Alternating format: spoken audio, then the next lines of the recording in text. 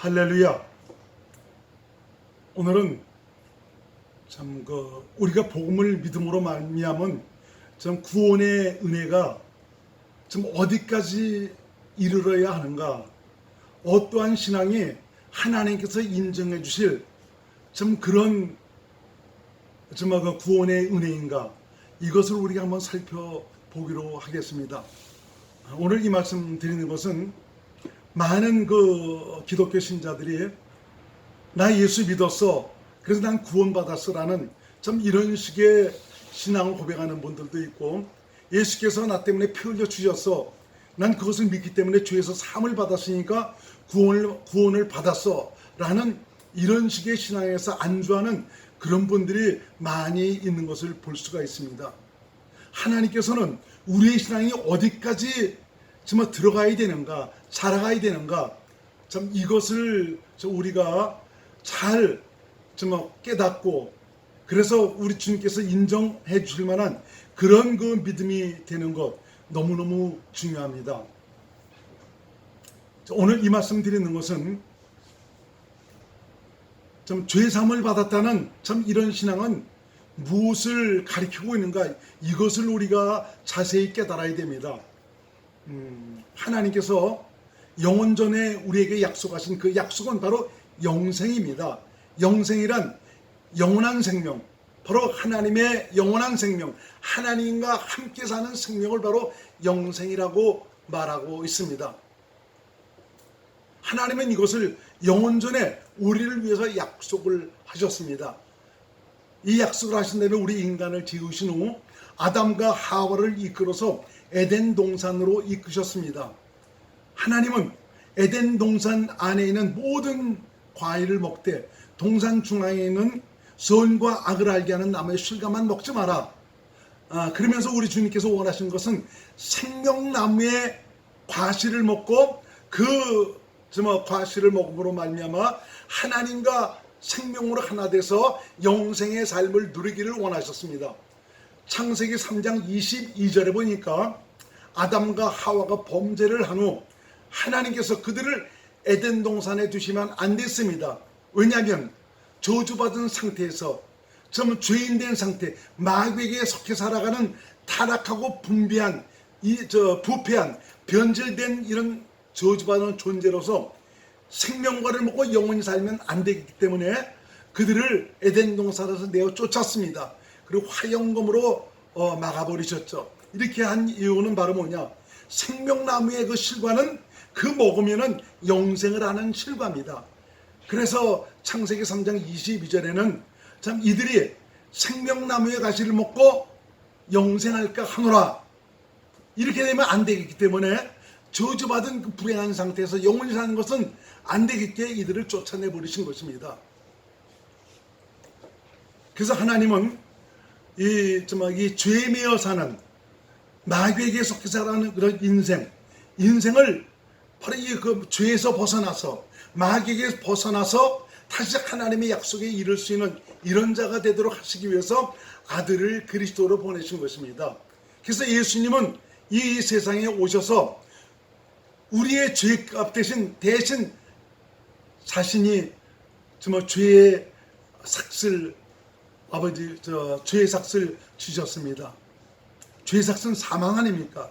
예수께서 죽으신 것은, 피 흘리신 것은 바로 내 죄를 사해 주시기 위해서 그렇습니다. 그래서 예수께서 나 때문에 피 흘려주신 그 대속의 은혜를 믿는다면 우리는 모두 죄에서 사함을 받습니다. 모든 인류를 위해서 예수님은 당신의 피를 통해서 죄 사함을 받을 수 있는 길을 열어놓으셨습니다. 그러면 우리가 이 사실을 받아들이고 믿어서 죄 사함을 받았다면 이 상태는 지금 어떤 상태입니까?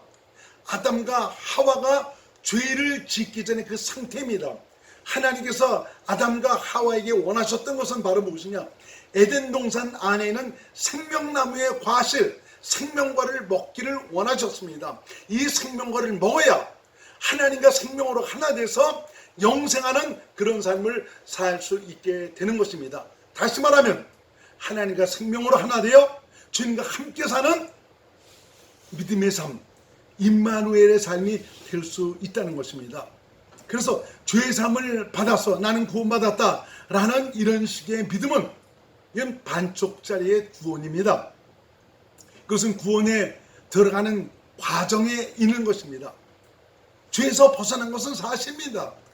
죄에서 용서를 받았습니다. 그렇다면 그 다음에 해야 될 일은 바로 뭡니까? 하나님께서 우리에게 약속하신 것은 바로 영생입니다.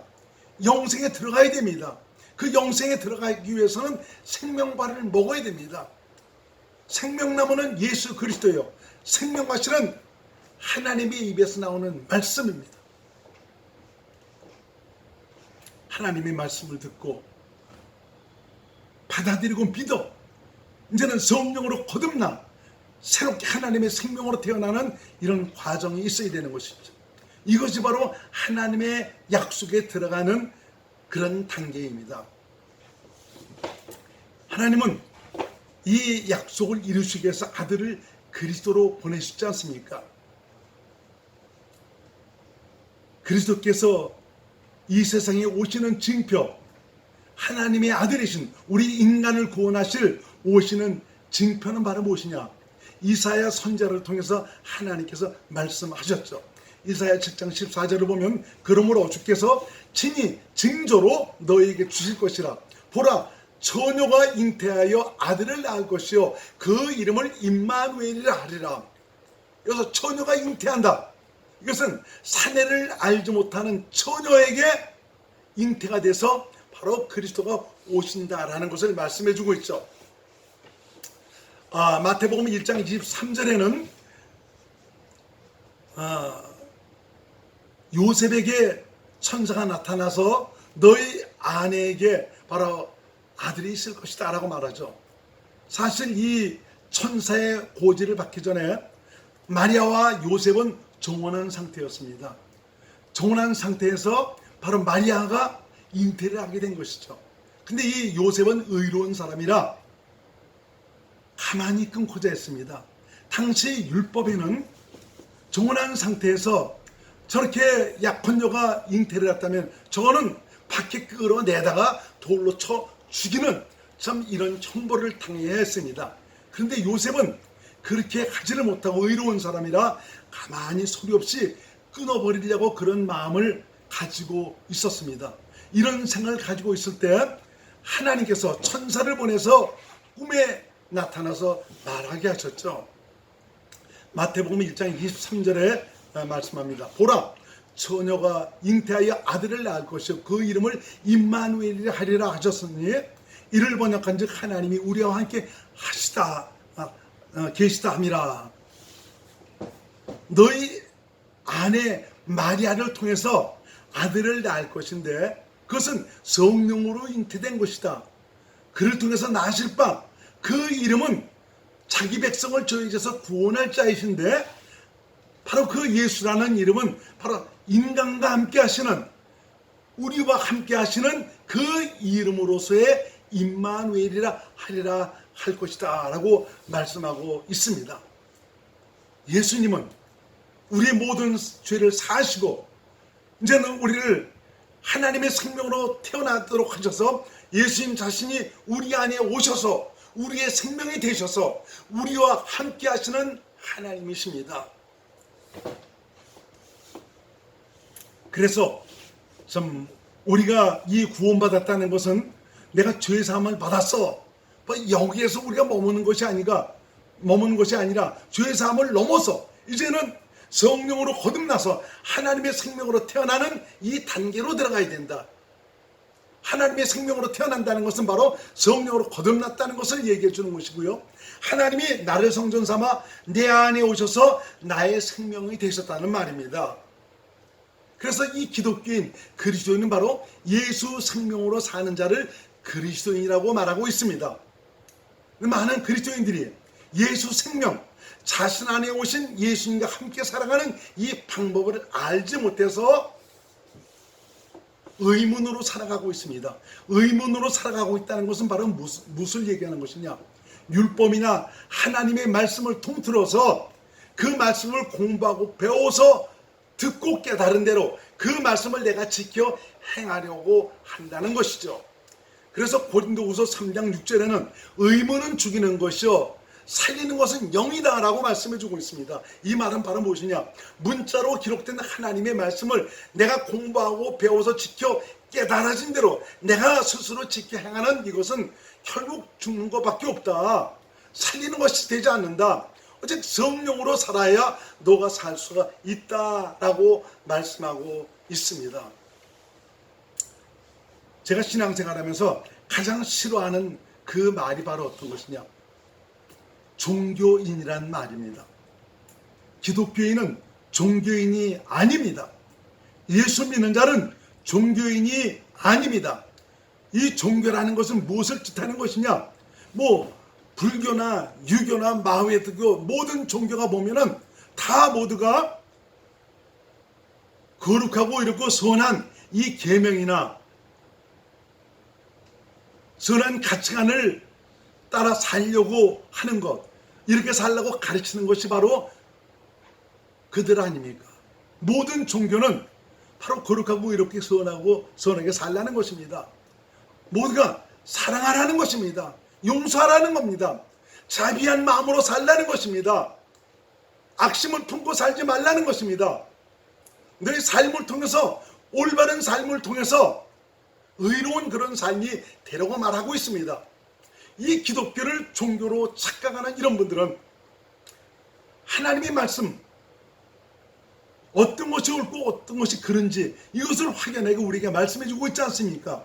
그런데 이 하나님의 말씀을 내가 옳게 여긴 대로, 옳은 대로 내가 살아가려고 하는 참 이런 것들을 가리켜서 기독 종교인이라고 말하고 있습니다. 기독교인은 종교인이 아닙니다. 기독교인은 생명으로 사는 자입니다. 어떤 생명이냐? 하나님의 생명, 그리스도의 생명, 예수 생명으로 사는 자가 바로 기독교인입니다. 그래서 모든 종교들은 내가 열심히 노력하고 수고해서 내가 결단을 해서 아주 거룩하고 의롭고 선하게 살려고 애쓰고 있지 않습니까? 그래서 참 그런 선한 경제에 이르기 위해서 어떤 분들은 돌을 닦습니다. 금욕을 합니다. 자신을 절제시키기 위해서 자신과의 싸움을 합니다. 이런 것이 바로 나를 극복해서 내가 선하게 살려고 하는 그런 노력입니다. 기독교는 바로 뭐냐? 너는 안 된다 이겁니다. 너는 죽는 길밖에 없다는 것입니다. 난 네가 나를 위해서 선하게 살고자 하는 전 그런 것을 원하는 것이 아니다 이겁니다. 예수께서 하신 일이 바로 무엇입니까?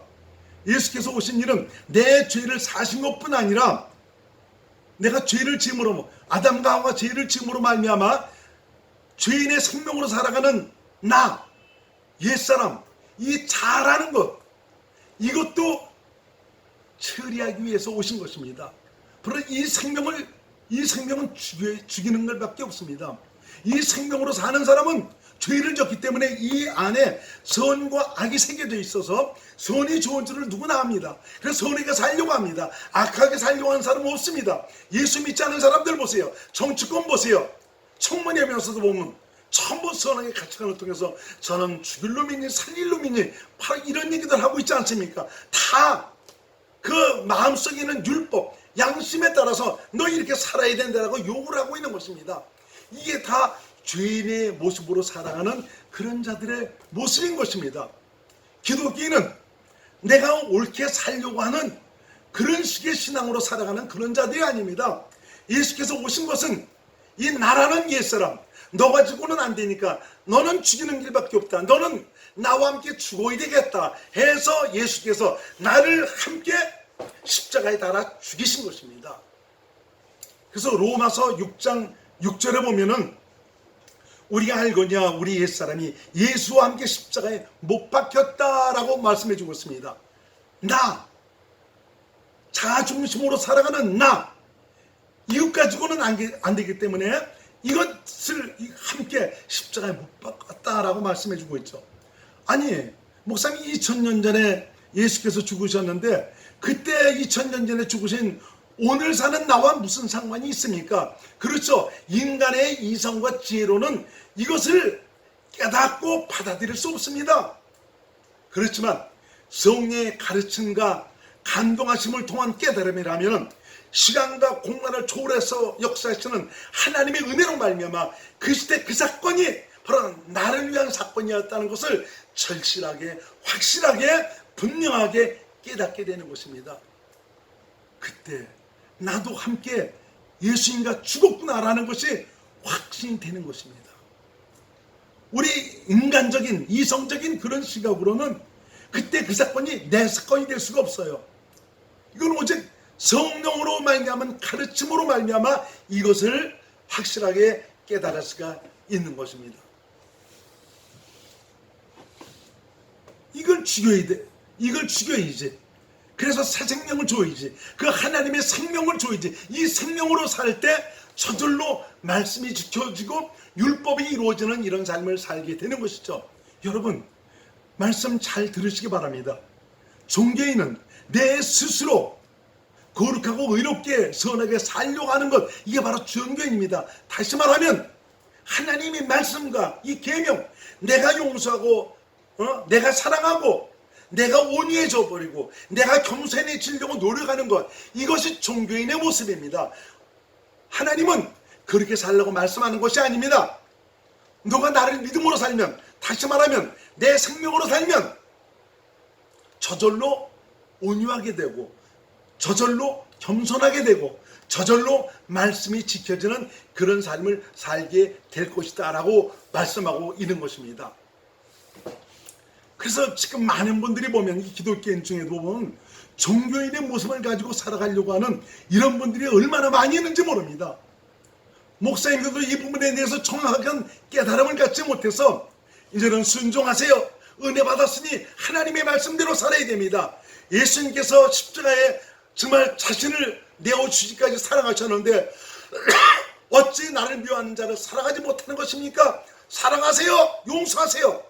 나보고 자꾸 사랑하라고, 나보고 자꾸 용서하라고. 그래서 우리는 그 말씀을 듣고, 주님, 저 왼수 같은 인간이지만 용서할 수 있는 능력 주세요. 사랑하시는 마음 주세요.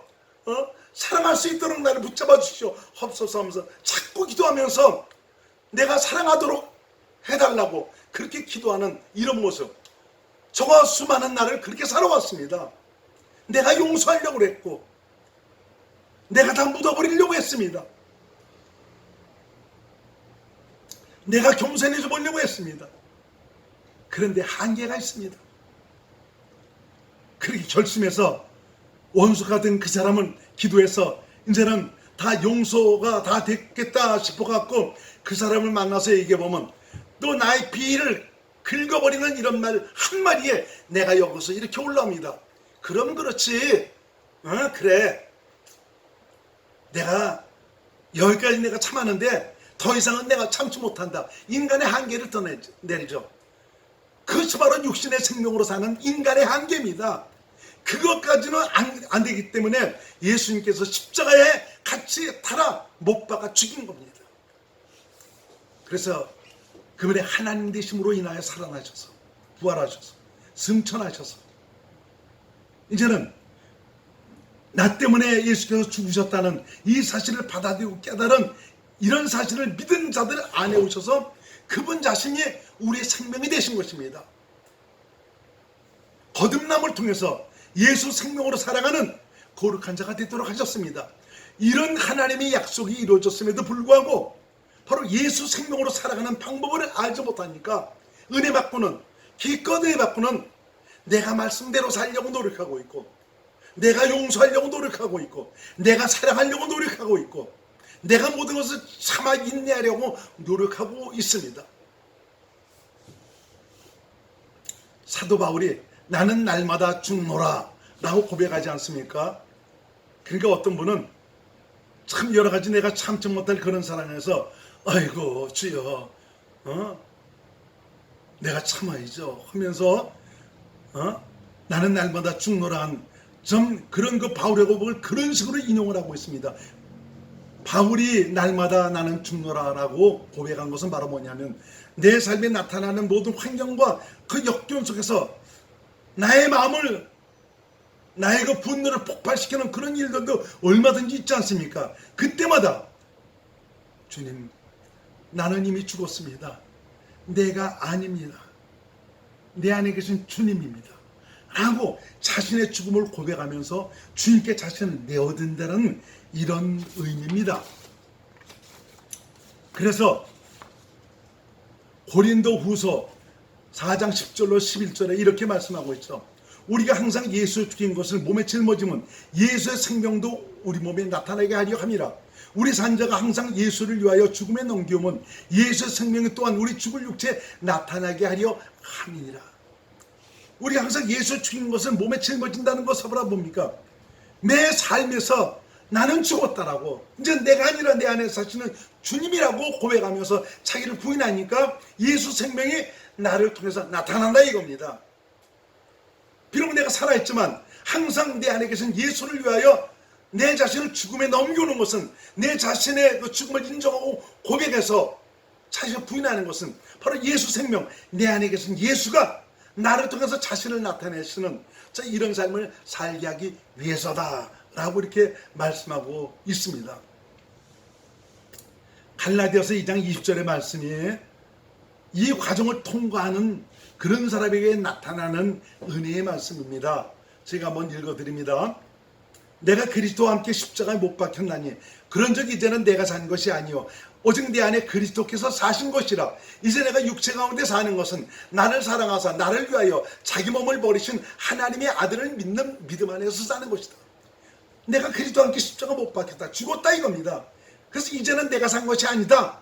내 안에 계신 예수님, 주님이 사신 것이다.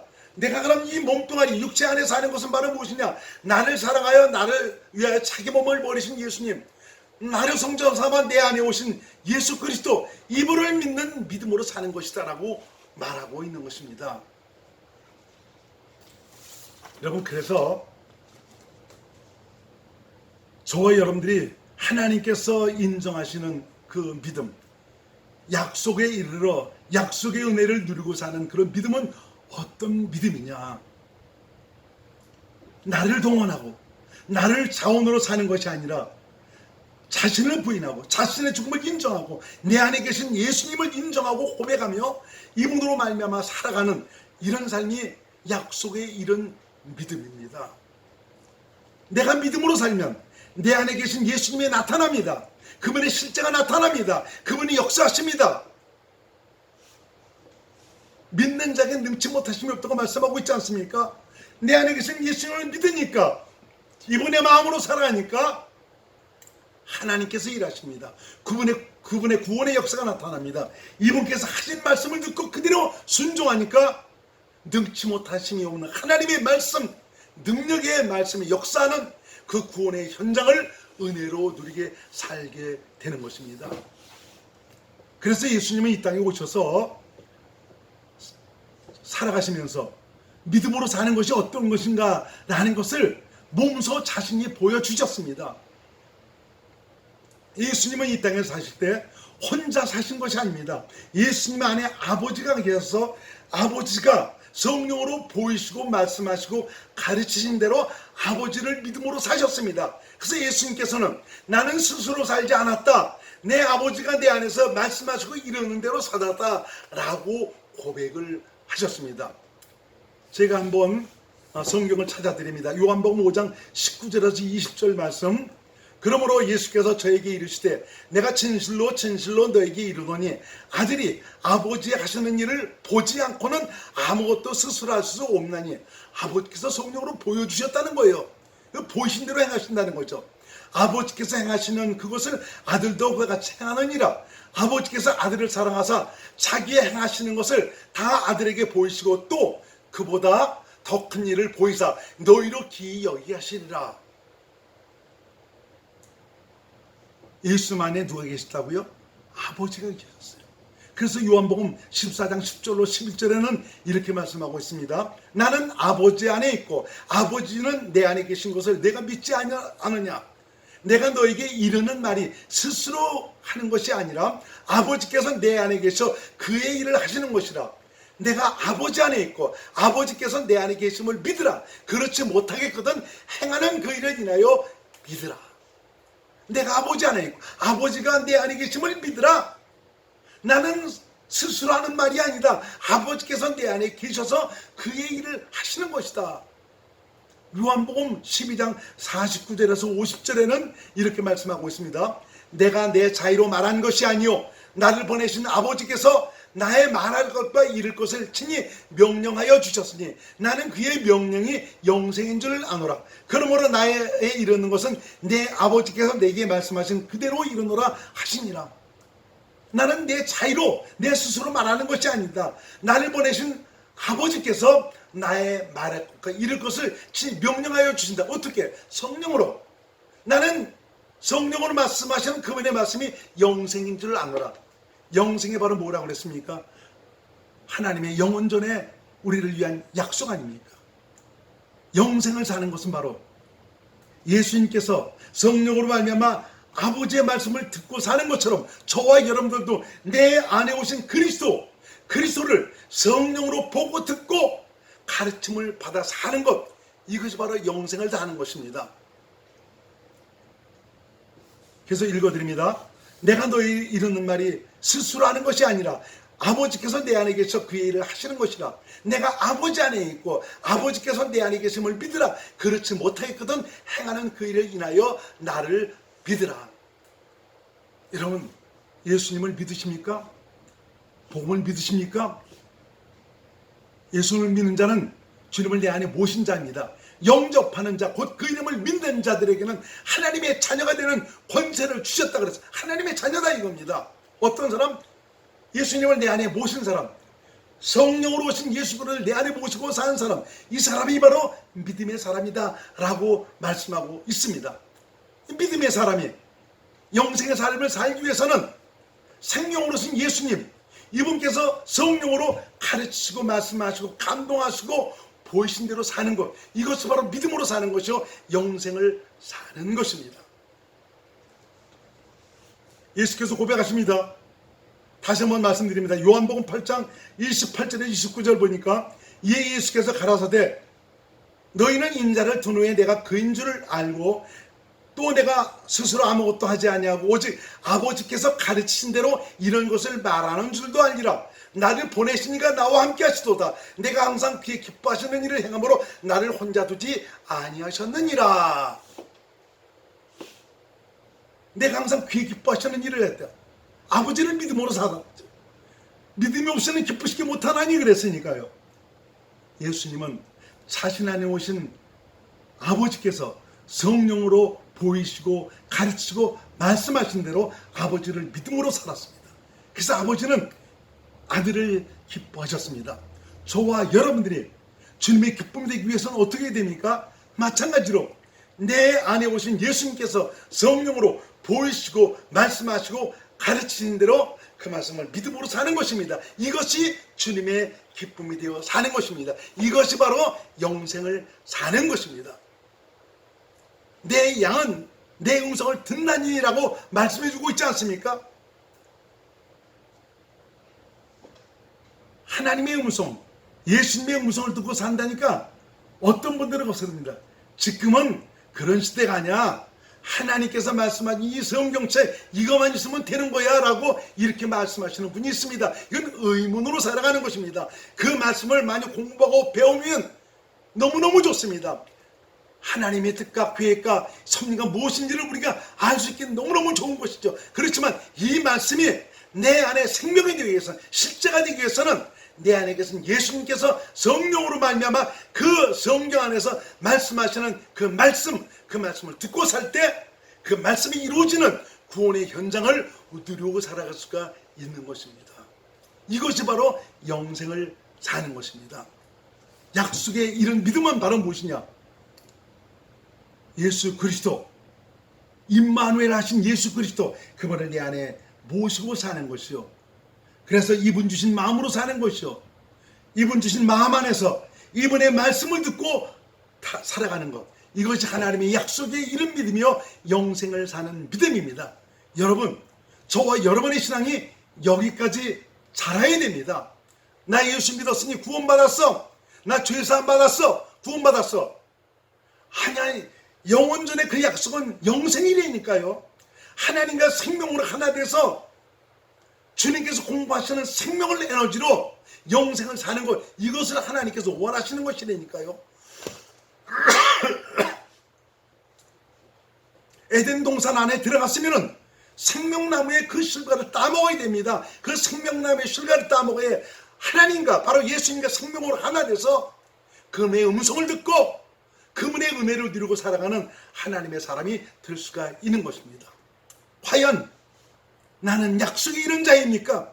하나님의 약속에 의해서 믿음으로 말미암아 내 안에 살아계신 예수 그리스도 이분의 은혜를 누리고 살아가는 자입니까?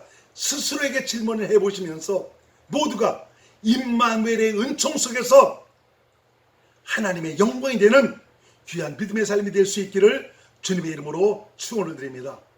할렐루야!